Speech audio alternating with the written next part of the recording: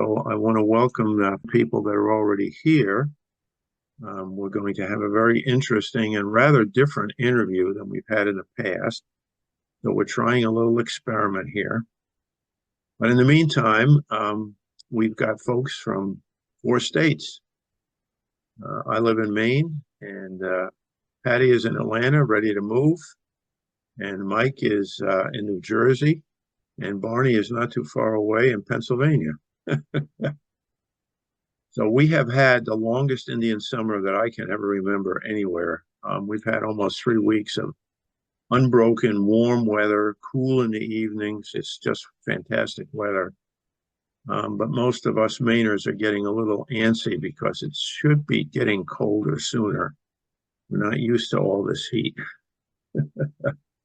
Yeah, the weather's been kind of perfect for us here in Jersey, and my daughter plays softball, so we've been able to enjoy some of those little bit, cooler but warmer nights out on the field. So it's been nice, but I love the snow, so I'm ready for the winter. Well, me too. Probably would wait a few months for the winter, but eventually it's got to come no matter what. So, and I believe that you guys did some promotion within your own company and among your customer base. Is that correct? Yeah, that was a great idea.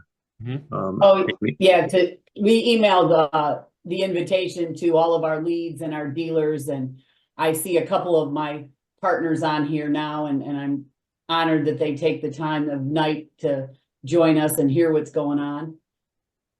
Well, that's great. I'm going to say it again in a few moments, but our RCA interviews are free to everyone. It's a service we believe is valuable to the industry. So we don't charge money. You don't have to be an RCA member to attend. They are typically the second Tuesday, but this time we actually delayed that 1 week. Kind of unusual. I think it's the only time we've ever done it because of the presidential debate last week. We figured the attendance would be low. And with your promotion, the attendance is very high, which is great. So we're going to start in a couple of moments here. For those of you that are not familiar, DigaTalk is a very interesting company, and they're a major RCA sponsor. So we decided to give them some camera time and to talk a little bit about their company and what they do and what's going on in the industry. So I have, as in the past, a bunch of prepared questions to take the first 30 or 40 minutes. And then after that, we'll delve into audience questions. And Barney Scholl, our esteemed VP and counsel of RCA, will field the questions once we turn it over to the audience, and Barney will take over at that point and ask our 2 panelists the questions. So we'll see what happens. For those of you that don't know, the Radio Club of America is the world's oldest society of wireless professionals. We've been around a really long time, and many of the pioneers in the early days were members, and we have many members today, contemporary members, who are leading the charge in wireless. And we try to cover as many of those topics as we can, both in this interview series as well as in the technical symposium, which is coming up in November. I'll be talking about that in a few moments.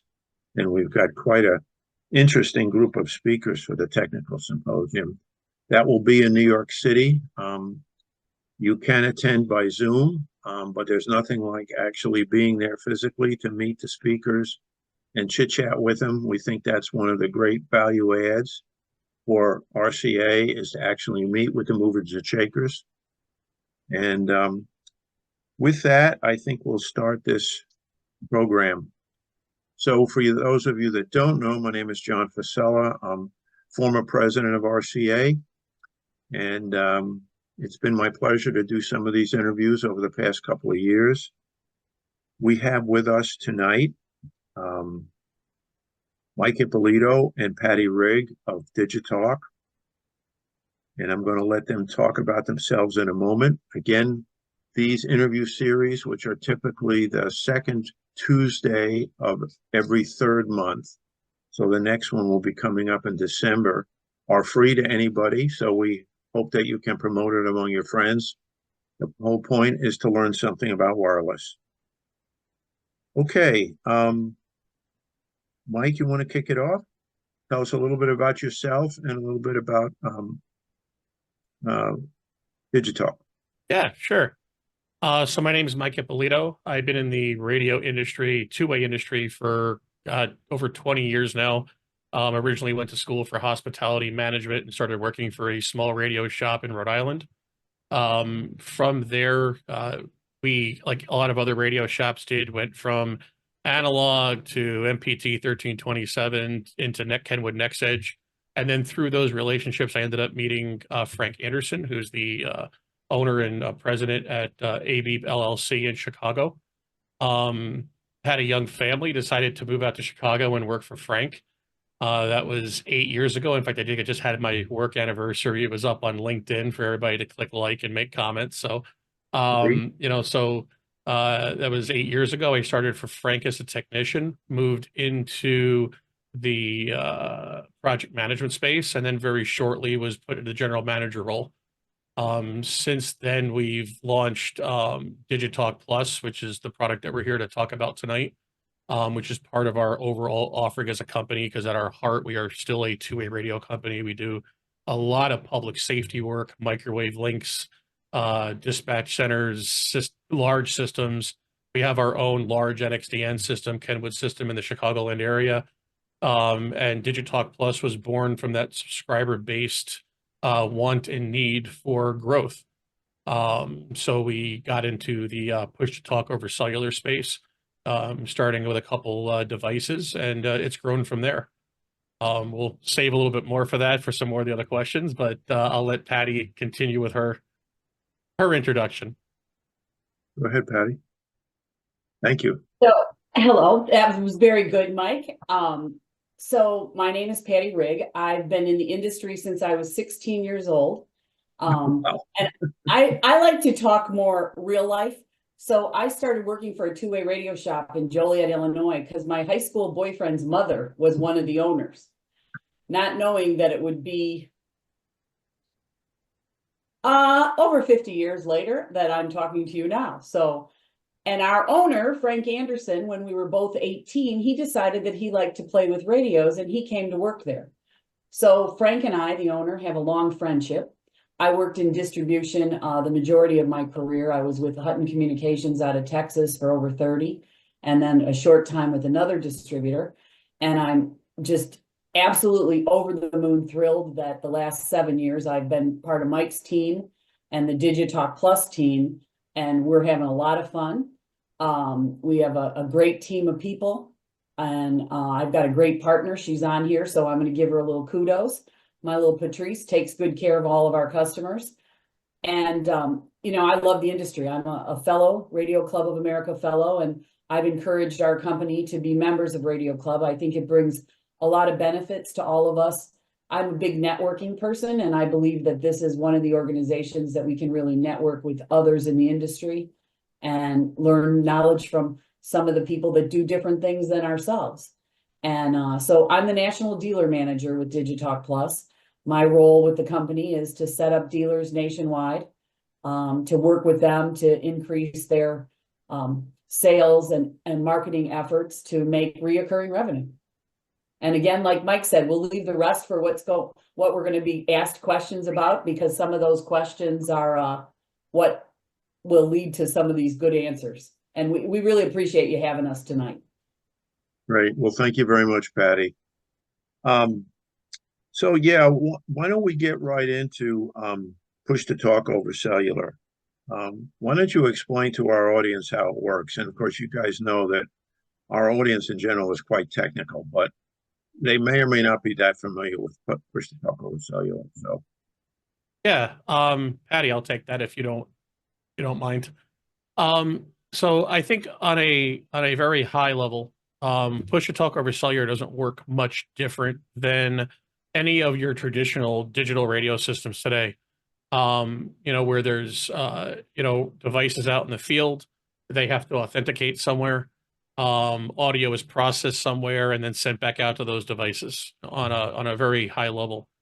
But the reality is that there's a little bit more involved.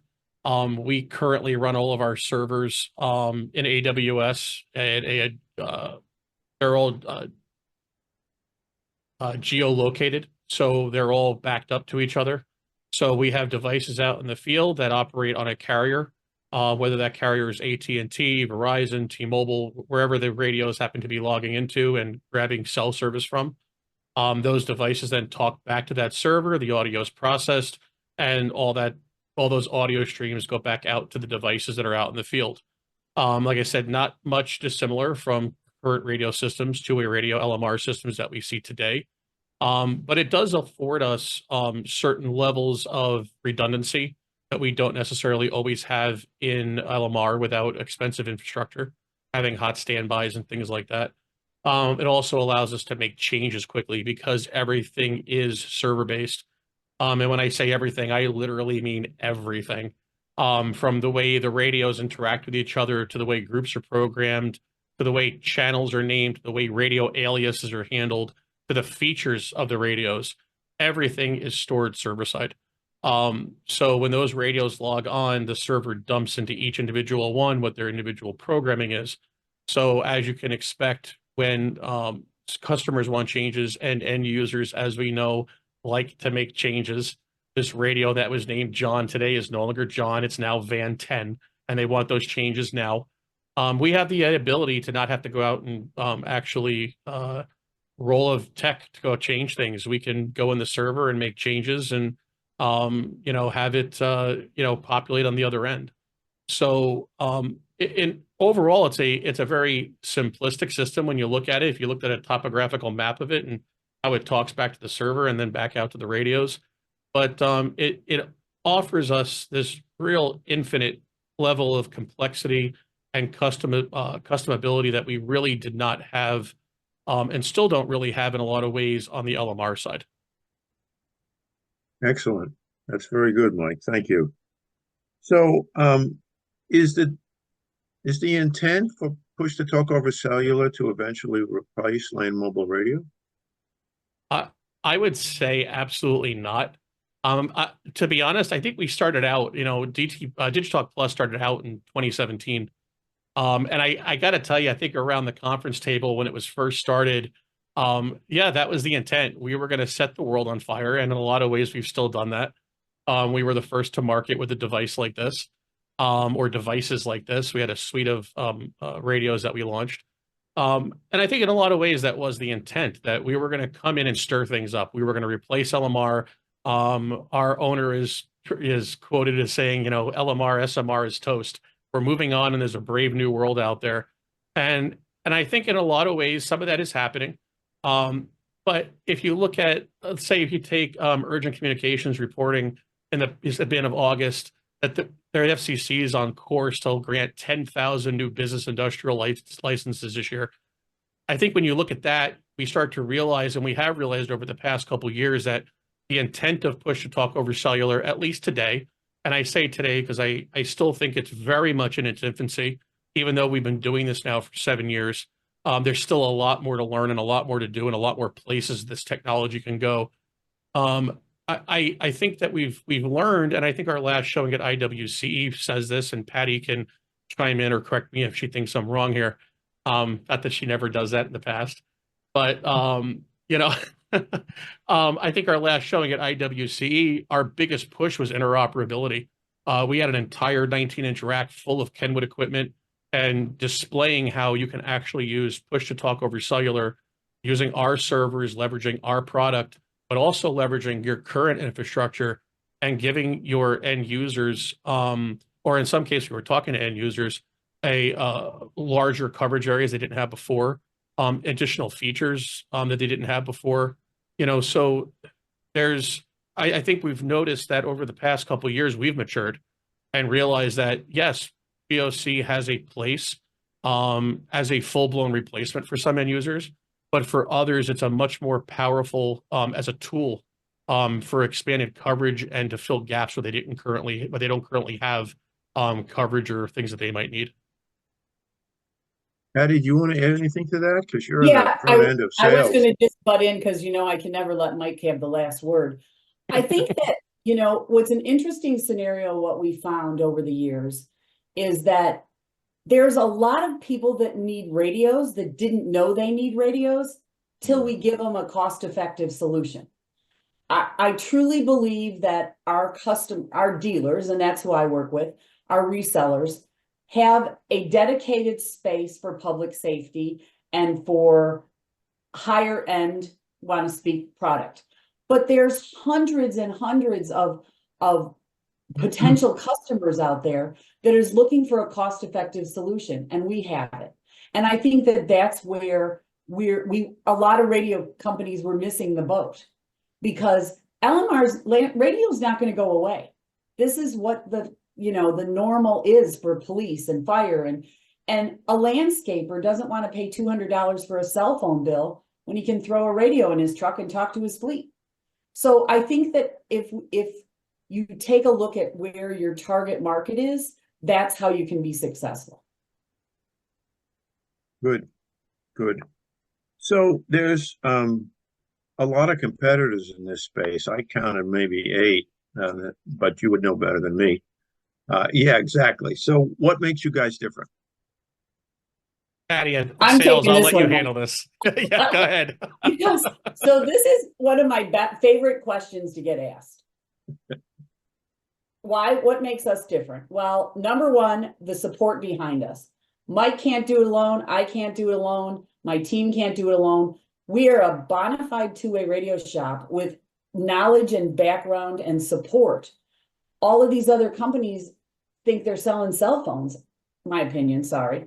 We know we're not selling a cell phone. We're selling a bona fide two-way radio. And because we have so much support behind us, then we can easily give a solution to a customer. And the other thing that I think is our claim to fame is a turnkey solution.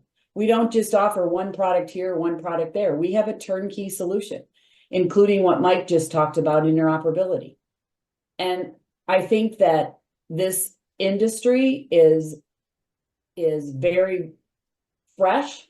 And I think that, again, I say that it can only get bigger. But I think our claim to fame really is the support behind the radios and a full turnkey solution.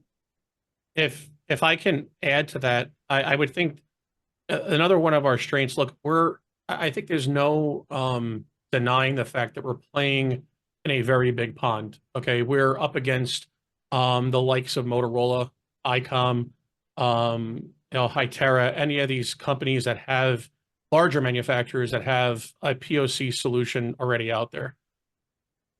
I would think our biggest strength, and I think something that I hear a lot from our dealers and our end users, is that we understand the solution that we're offering. And what I mean by that is, because we are, by our very nature, a push-to-talk solutions company, that is what we do. That is what we have done since ABEEP was founded in '96. That is, and we understand the way these fleets need to operate.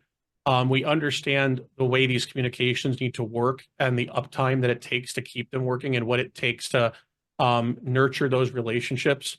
And I think we also understand, because we are a dealer and in a lot of ways a customer of some of those larger manufacturers ourselves, because we're a large Kenwood dealer,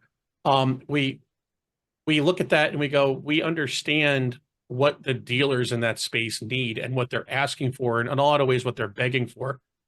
So I think we have a very unique ground's eye view of what these end users and what these dealers are looking for and what they need. And I would think that, from our experience, that we have been very effective at leveraging that knowledge at growing the business and allowing this to be successful. I just have one little input, John. One of our dealer partners is on there, and he sent me a private note. And he said, the reason you're successful is you make it easy for us. That is dynamite for a customer to tell us that. The ease of use. That's a dealer saying it's easy for the dealer to sell the service? Yep. Is that what you're saying? Okay. Because of what we do to support it. Yep. Got it. Yeah. support to your distribution network is vital and always has been. And you guys know that. Let's talk about FirstNet. You mentioned on your website that you're FirstNet ready, but it's actually for extended primary users like hospitals and private ambulances and so forth. Let's talk about that particular target market and then transition over to the traditional public safety users, the first responders for which FirstNet was originally intended. So I don't know which one of you wants to take those two questions. Patty's pointing at me, virtually pointing at me. So yeah, I'll be completely transparent. We sat there at our first IWCE, and any of you that own a small business or run a small business, you know that if you have to keep thinking, right? You have to keep moving forward. And what's our next big thing? What are we doing? Because otherwise, if we don't do that, we might as well shut the doors next year. And we were sitting there at IWCE going, what is our next thing? What are we doing? And I kind of looked at Frank and, was talking, and let's go after FirstNet. And at the time, honestly, we thought that was a bit of a pipe dream.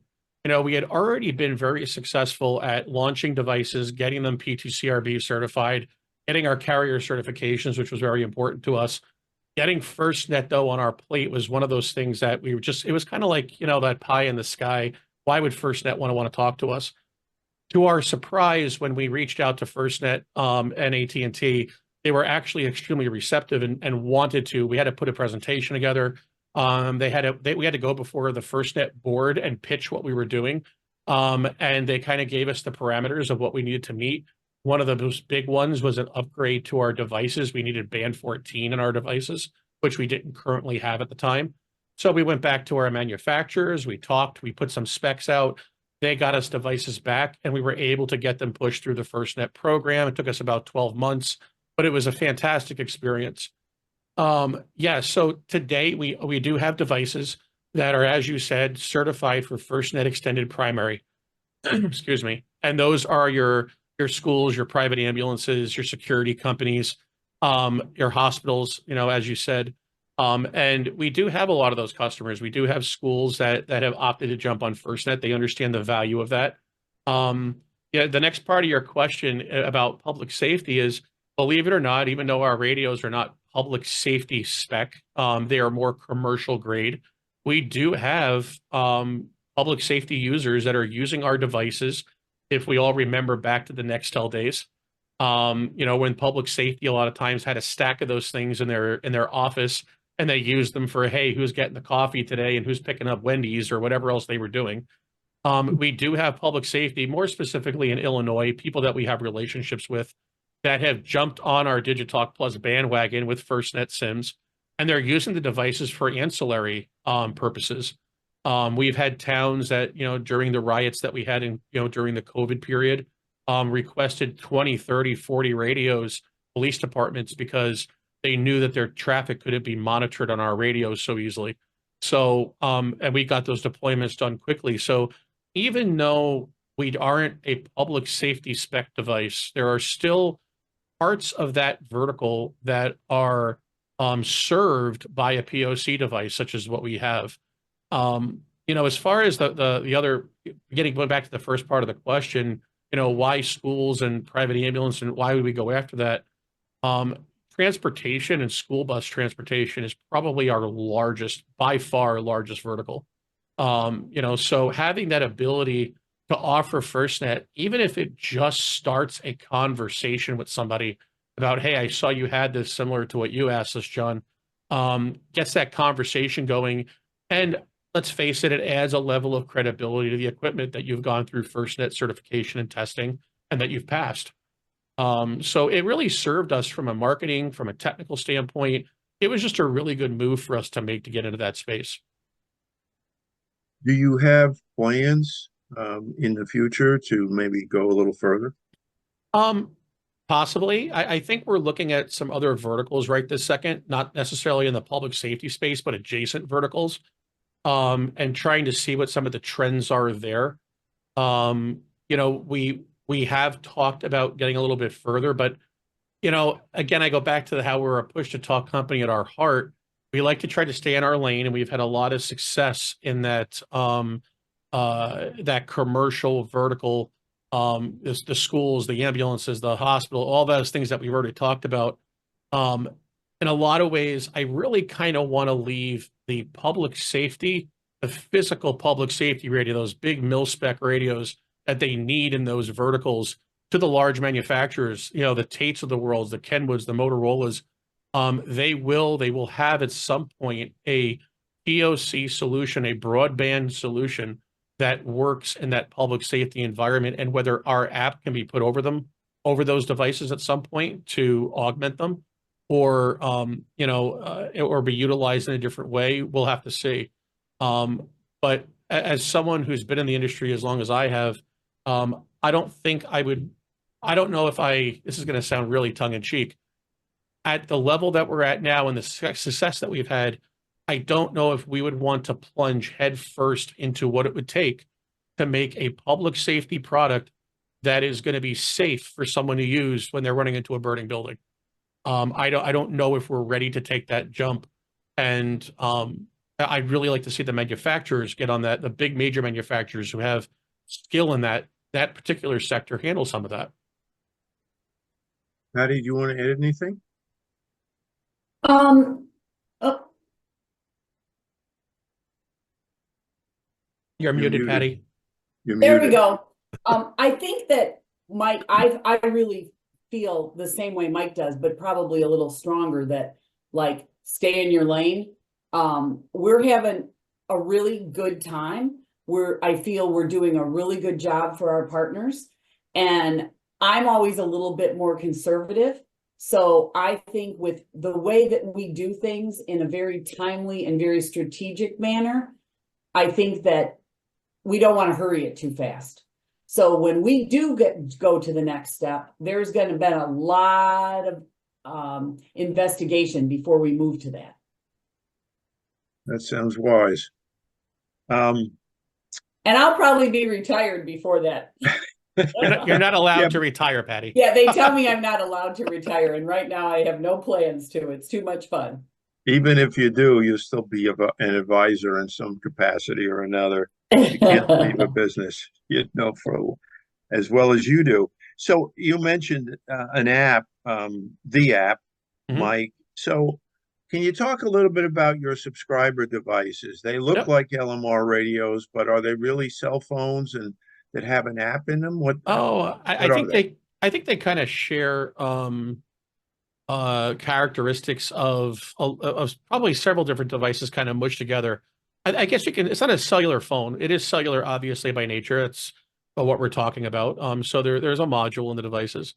Our app does not inherently run on our devices. So all the radios you see on our website are all Linux computers, basically, running on a platform with a cellular module in them.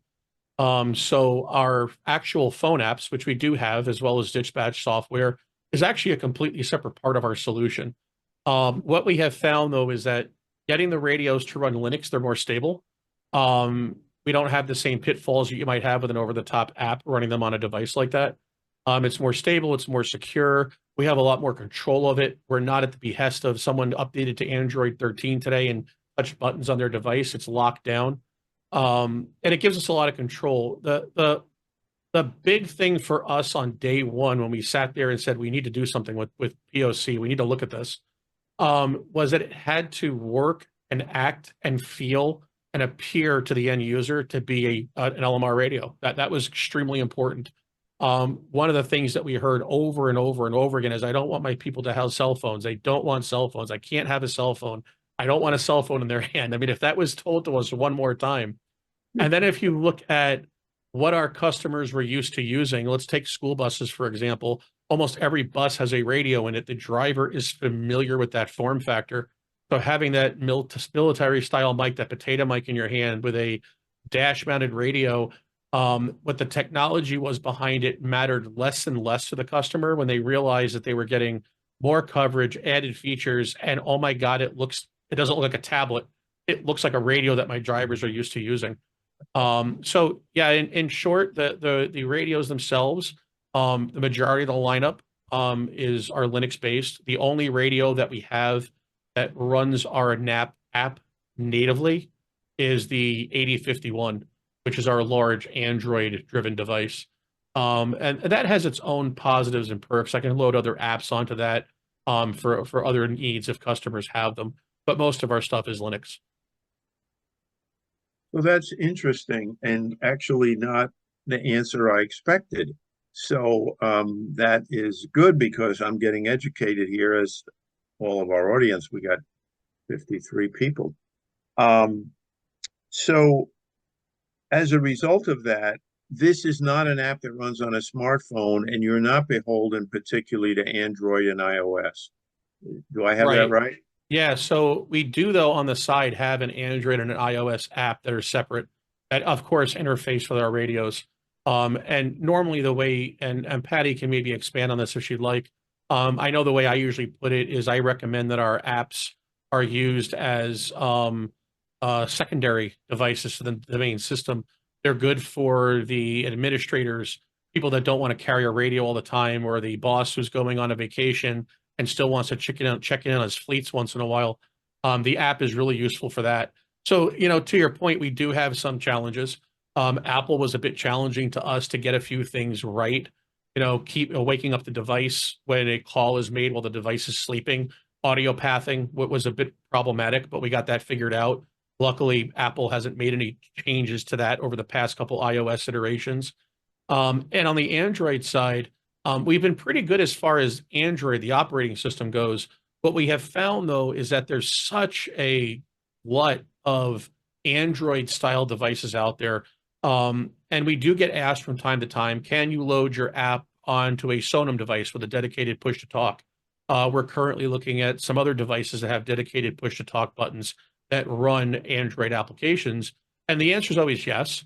But the biggest challenge for us then becomes, well, I need your keying. I need your intent, your Android intent on that device. And we need to be able to modify our app to recognize that device and work properly on it so you can change channels, make your calls, and still have all the same functionality. So there are some challenges, but nothing that we don't overcome with some work. Okay. So that clarifies it for me. You're really targeting people that want an LMR style radio in the hand, but you have the ability for bosses and admins to have a smartphone. So your website talked about security. Can you go into that a little bit more? I don't think it's any more complicated than what you expect from your cell phone, and the fact that someone can't just grab a scanner off the shelf and listen to your cell phone conversations. So from that end, the conversations are naturally, I'll use the word encrypted. I think that's a loose word to use, but they're a lot harder to track and find. We do have the ability, though, on the server side, if the customers request, to put RSA or AES encryption over as an overlay. So there is an additional layer of encryption if they'd like. It's a checkbox in our server. We enable it for the entire fleet. And now they have, some extra peace of mind that they really cannot be tracked or listened to transmissions wise. We also, one of the important things to us, kind of like, we need to have them all the way LMR radios. The other really important thing to us from a security standpoint was we needed to own and operate our own servers. We didn't want them overseas. So all of our stuff here is located and owned by us at AWS. The entire system is served by us. So your data and everything isn't flying all over the place. So there's some peace of mind and security with that as well. So when you do activate AES, is that end to end? In other words, from one subscriber through the server to the other? Correct. It is. Okay. Great. 4G and 5G. It's very clear you work 4G, right? But what about 5G?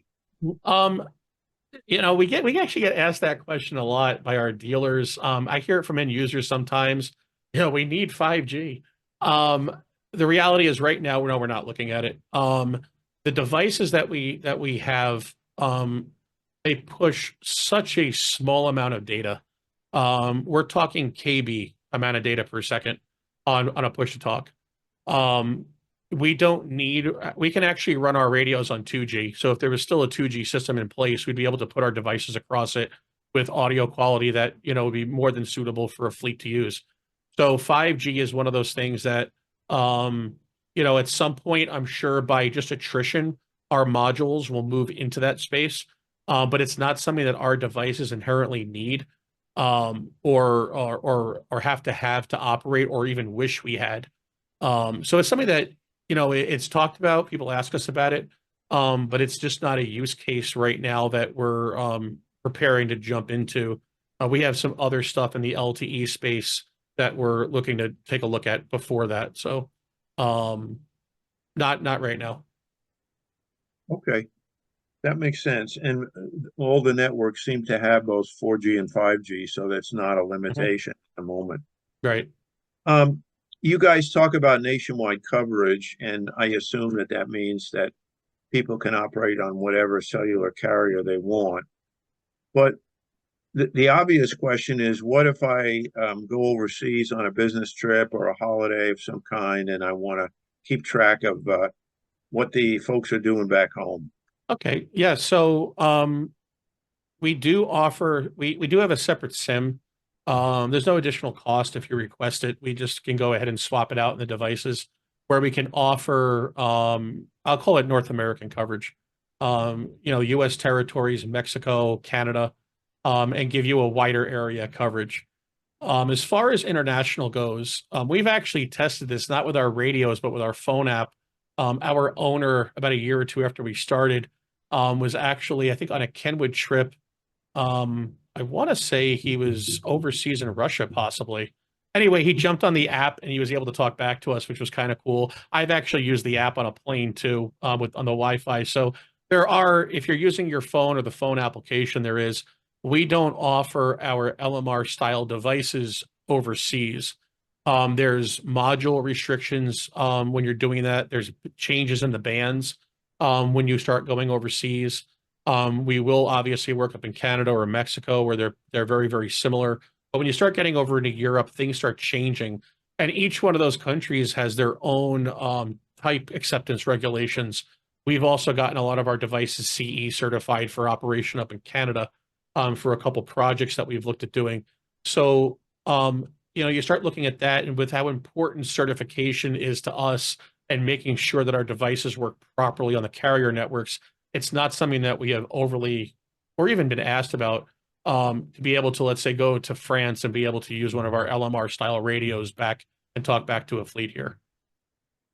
But if someone has a smartphone, right, and the smartphone operates overseas among their bands and carriers, then your app in that smartphone would work, correct? Absolutely. Yep. That's correct. So, Okay. John, similar to what Frank did, I was in Norway in the hotel lobby on their Wi-Fi, and I was calling the office in Chicago. And I wasn't in Norway, Illinois. I was in Norway, the country. I know the country. my daughter is half Norwegian. The biggest problem is, and to kind of elaborate on what Mike said, it's the cellular data usage. Now, I always buy a package when we go overseas, so I was covered. But some cases, people don't buy packages, and then you could get into trouble. But if you're on Wi-Fi, it works just like a radio. No, that makes perfect sense. Okay, that's clear. I think my last question is going to be about the future. Where do you think Push to Talk Over Cellular and DigaTalk Plus is likely to go? Patti, you want to start this one from a sales perspective? Sure. I don't even know how to answer that without being like, oh my God. I think that in all seriousness, the dealers, the partners that we're working with and continue to add to our partnerships are seeing the value. And there's no place, there is just going to be expansive growth in this market. I foresee our dealers, the dealers that have really committed to this, they are growing exponentially. It's all about reoccurring revenue. And that is huge for these dealers. That, I tell a story about when I started, 8 years before they did this. Frank had the radios and he and I were going to lunch. We've been friends forever. And he brought the radios. We went to lunch. He said, what do you think? I said, oh, and I was working in distribution. I said, this is really cool. You know, I said, maybe we could distribute them. He's like, oh, the sky's the limit. And I saw at that point a place for these radios because of the cost. So my opinion is of what's going to happen is if you commit to this and you lock and load, you are going to make reoccurring revenue. And that's what it's all about. You don't have to invest $50, $60, $80,000 for an infrastructure. You've got, it's already there. I mean, that's what's so cool about this. It's already there and we're carrier certified.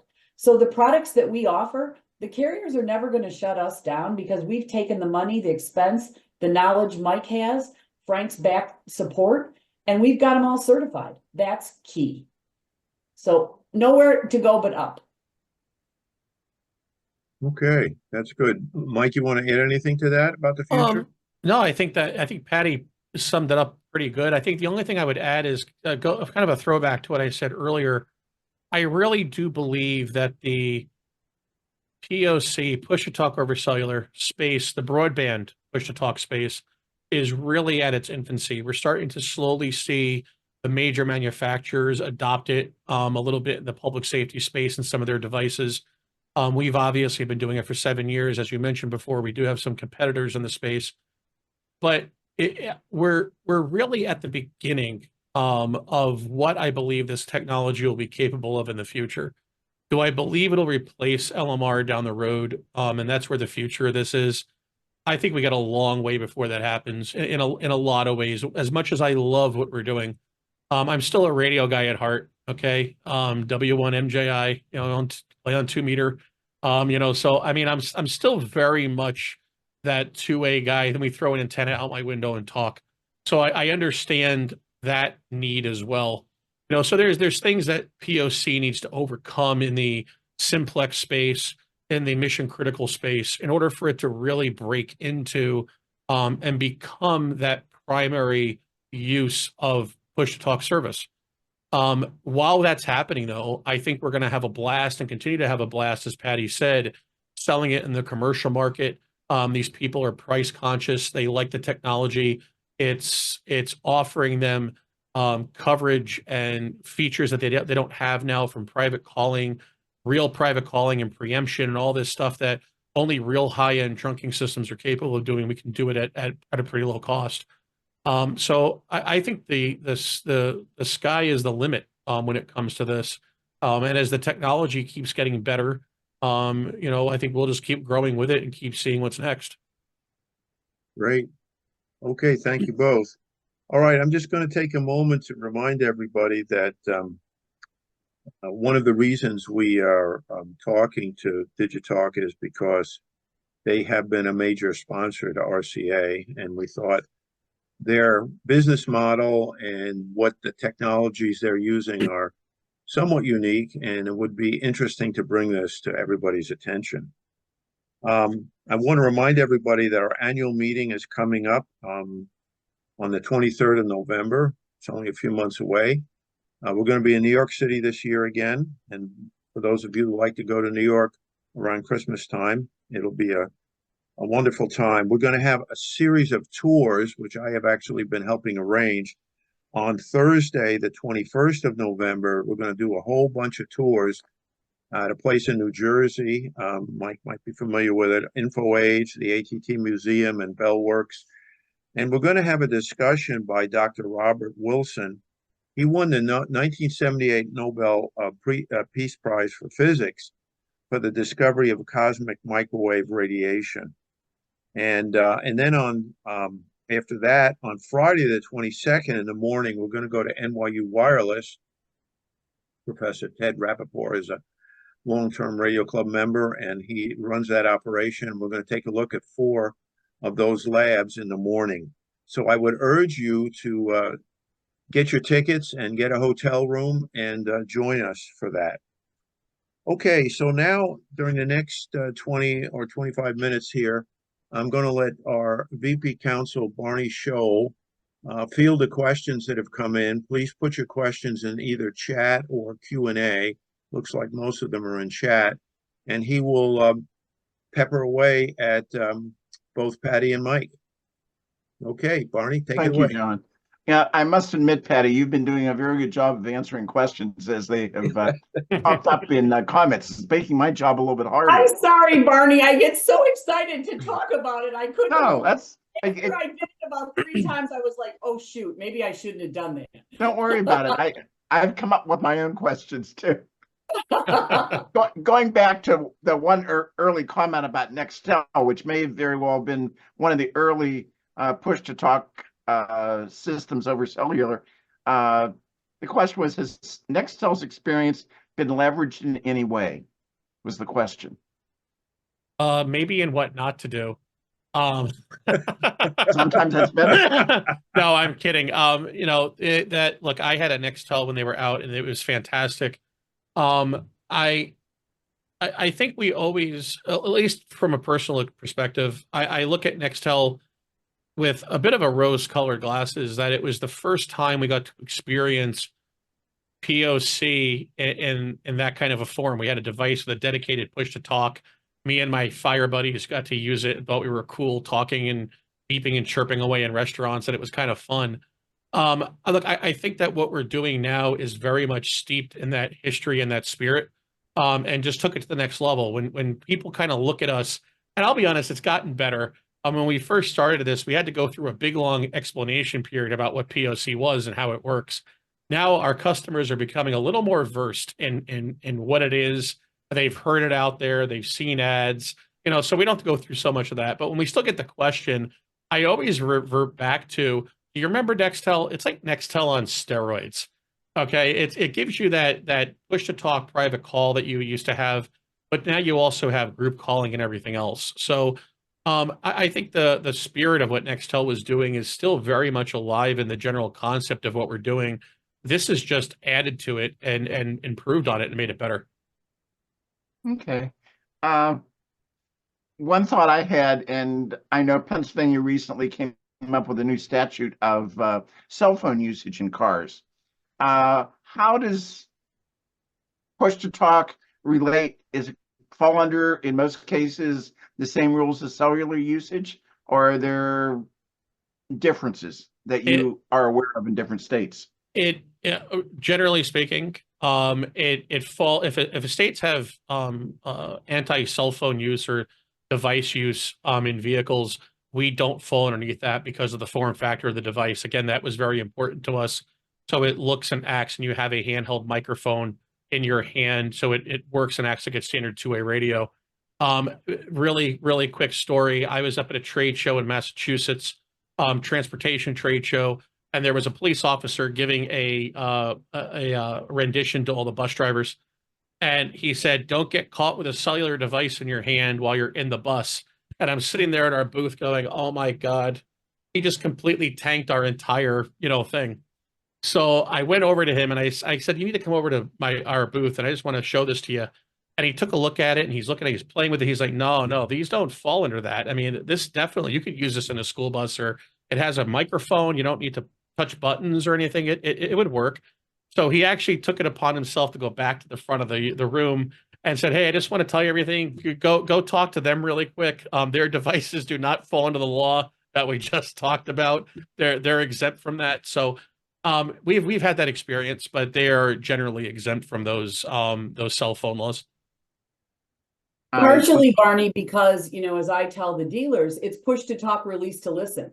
There's no fiddle farting with finding the number or dialing or anything else. It's simple, easy, push to talk, release to listen. I understand, and I don't want to bring up amateur radio, or I would comment on the same thing. Right. I've had one in my car probably for most of my life, actually. Yeah. Anyhow, we try not to talk too much about amateur radio on this group. Do I gather the cost of a unit is noticeably less than a traditional land mobile radio then? Patti, I let her handle sales. Okay. Let me think how diplomatic I want to be. It's considerably less. We have priced our products to be very competitive for a cost-effective offering.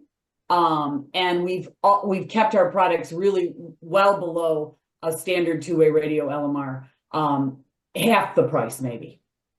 And so it's quite reasonable. So that is clearly an advantage.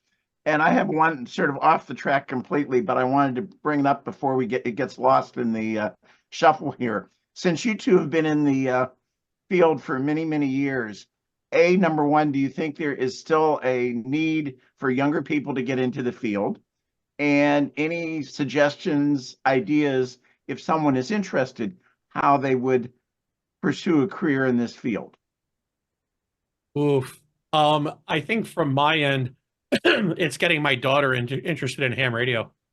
I actually started by listening to scanners, and I was a fire buff for a while. And that's how I started at the radio shop. So my introduction to radio, I think, was a little bit maybe different than others. But I think to your first part of that question, absolutely. I think we definitely have, I'm not going to call it a problem, but there is a missing piece of young people in the industry. I'll be honest, it's kind of like almost it gets dismissed. Like two-way radio still exists when we do interviews and we're looking for admin people, for example. They're like, I didn't even know two-way radio was a thing anymore. So getting them interested in field days, and getting them interested in the technology as a whole, that it still exists, that it's still viable, is important. To tie it into what we're talking now, I actually think something like POC helps that, because a lot of them are going into IT fields, a lot of these young kids, and a lot of what we do is very based in IT, from our server infrastructure to the way the system works. So, yes, it's not traditional two-way radio, but the concepts are the same. The end result is the same. So I think we'll capture people once we get into more broadband and more server-based and more IT-related systems. We'll see some of that circle back. But I would agree that, yeah, we do need to get young people more involved somehow. So Patti? Barney, my opinion on that is, I think, first of all, as many of us Radio Club members know, Carol does an amazing job with trying Certainly. to get people interested. But here's a way back when for you. Think about 40 years ago, how many women were in the two-way radio industry? Me, Patty Fritz, Lynn Camp, and about 4 others until cellular. When cellular evolved, women got more involved in two-way radio. And I think it's going to have to take some kind of sexy technology for young people to be involved. When we hire somebody, if they can get it, and again, I know she's on here, but my partner embraced the technology and she loved it. You've got to find people that are going to embrace the technology and really just be involved with it. It's hard to find those people. So I think we have to keep talking about it. We have to keep advertising it. We have to keep saying how cool it is, and eventually I think that younger people will take a shining to it because it is computer based. Thank you, Patti. And that sort of answers one of the other questions that popped up that you didn't answer. That all of this everything runs through the switch, the network, correct? It was a question. Yeah, everything is ours. So those are our relationships with, let's say, AT&T, for example, running back to our dedicated servers. We've even taken the step on the AT&T side that we have our own dedicated, I'm going to call it data core. AT&T is split into multiple data cores. We have our own enterprise pathway that only our traffic flows down, so we're not competing with cell phone traffic and all that. So we've taken some extra steps to ensure things like latency and stuff like that, and security. If we have customers that require even additional security or thought processes, we're even able to put it on a VPN, launch private servers for them if that's a project they want to talk to us and work on, and kind of do their own standalone thing. So again, it kind of goes back to, we have a lot of flexibility, we have a lot of ways to do things, but our overall system, the way it is today, if you came online, is yes, it's all on our infrastructure at AWS, owned and operated, maintained by us, and those relationships with the carriers talk back to our servers. Well, finally, a few more questions have popped up here about LMR to DigaTalk interface, and the question is, I assume the DigaTalk solution is simplex. So the way our interop works in several different ways. And we had, I think, all of them on display at IWCE this year. I think we were able to get everything out there. So we can do it in a couple of different ways. So we can use a JPS box and sit back to our server with a donor radio on the LMR side. You know, so, and that LMR side could be anything. It could be a trunking system. It could be a simplex channel. It could be a, you know, a next edge channel trunking system, whatever you think, or whatever the customer needs. We also heavily use Telex IP223s, believe it or not. They're extremely stable. We've had a lot of luck with them. We have a pallet plus of them at the office, and we use them all the time. And it's a very similar, very simple operation. We like the KISS method, keep it simple, stupid, just because it takes out a lot of the other possible IP issues or network issues that you would encounter with an IP solution. And that's pretty much taking a DigaTalk Plus radio on a single channel and connecting it back to, again, your trunking system, your repeater system, whatever that customer is using. We're actually working on a large school project right now that's deploying, I want to say 80 of those throughout 30 different school buildings for multiple channels. So they're reliable, they work well.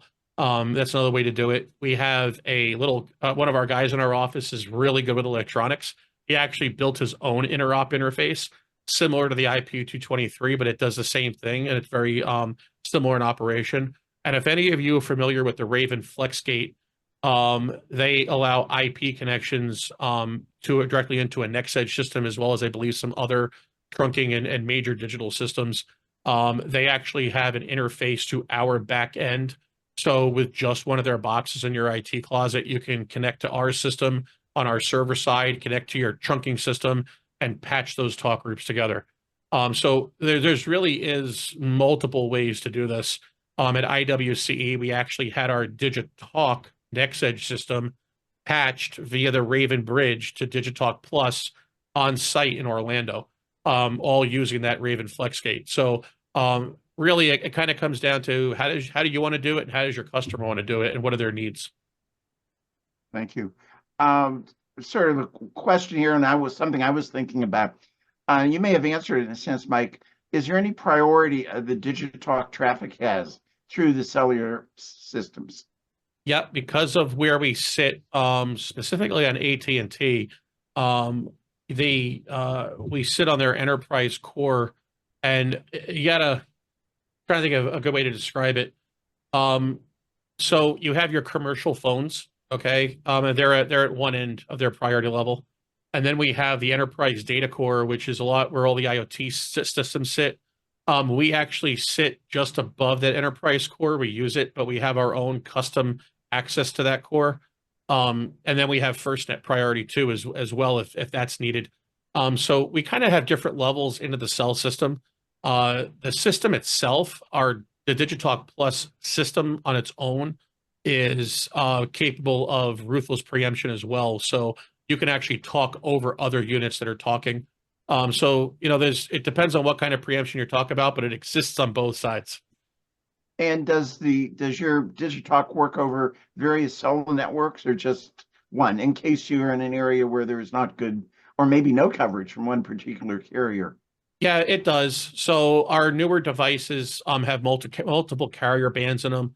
We're in the process right now of onboarding multi-carrier SIMs that'll allow us to go to AT&T, Verizon, or others if needed, and either roam on those carriers back and forth or actually lock them in.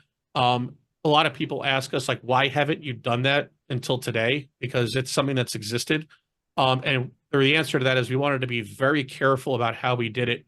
We were very concerned about devices hopping from carrier to carrier, let's say, in the middle of a transmission. How is that data managed? How are those packets managed? And we came up with a pretty good system after multiple firmware changes and multiple SIM providers and having these discussions. So we're pretty close to being able to offer dedicated SIMs that'll allow coverage on the carrier of your choice or the best one in your area. Thank you. A couple of comments came up, sort of answered, but I'll pass on to Patti. Comments about zooming into a amateur radio club meeting. I saw you answering some of those. Is that something you'd be willing to do? Sure. I love to talk about our stuff. I know I'd be happy. our I local did club does it answer him. regularly, so Yeah, may bring it I up. did answer him and I sent him my email, and I'm more than happy to do a Zoom or anything. I just need to make one thing clear because I get my head pounded on this. It's Diga, D-I-G-A, talk, not Digi. Think of this, everybody. Did you want to buy a radio? DigaTalk. I saw that initially, and I hope I didn't say otherwise. I wasn't trying to. You didn't. I saw the spelling someone wrote, and I just wanted to make sure. So, A question popped up about, could you expand a bit on your redundancy? You said, yeah, Mike, I saw that too. Mike can take that. Okay, Mike. Yeah. So yeah, our servers are geo-redundant at AWS. AWS has multiple data centers throughout the country. Our servers are spaced throughout multiple data centers that they own. Our servers constantly do two things. They load balance, so they're smart. They know how many X number of tens of thousands of users that we currently have online that are operating, and push users from one server to the other as needed, even though every server individually that we have running on their own is capable of handling that load. We still felt it was important to spread that load out just so we would in a regular SMR system or LMR network, to not put all that load on one channel.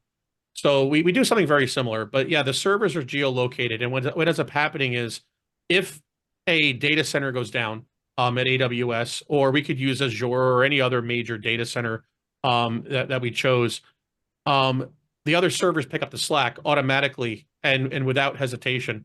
So we've actually tested that where we've had a conversation going on where we're talking on the radios, and I have actually shut down our main server, physically gone into AWS and stopped the process, and my conversation continues to work. It continues to talk without hesitation. So I think I can proudly say, even though I don't have the metrics with me, that we really can boast on our server and 5 nines of uptime. I mean, it is pretty stable. In all the time we've been doing this, I think I've had one issue with our server system that was resolved in 5 minutes. Sometimes we see little pockets of carrier issues, but because of our relationships with our carriers, we're able to kind of find those and mitigate them quickly. Yeah, the servers are pretty robust. And like I said, they're constantly talking to each other, and you can shut one down, the other ones pick up the slack. Thank you, Mike. Pretty cool. Question came up, is there a canned YouTube type presentation available on how your system works and is beneficial to your member subscribers? I believe there's one on YouTube. It might be a couple of years old. We haven't redone those in a while. But there is, I believe, a generalized YouTube video on DigaTalk Plus. There might be one, I think, posted for FirstNet use also. I was sort of looking at my own questions there. Things have quieted down a little bit, but it's been a good exchange. Yep. Patti has been keeping things busy on the comment side. I got a few good comments here about enjoying it. I see. I thought of one for a second. Yeah, nothing really exciting. And I see the time is almost up. I want to leave John a few minutes to comment at the end too. Okay, Barney, thank you very much. It looks like we have come to the end of the questions from the audience, which is great. So I want to thank both Patti and Mike for their time tonight, telling us about DigaTalk, and it was very illuminating. It's an area that I wasn't particularly familiar with, so I've learned a lot.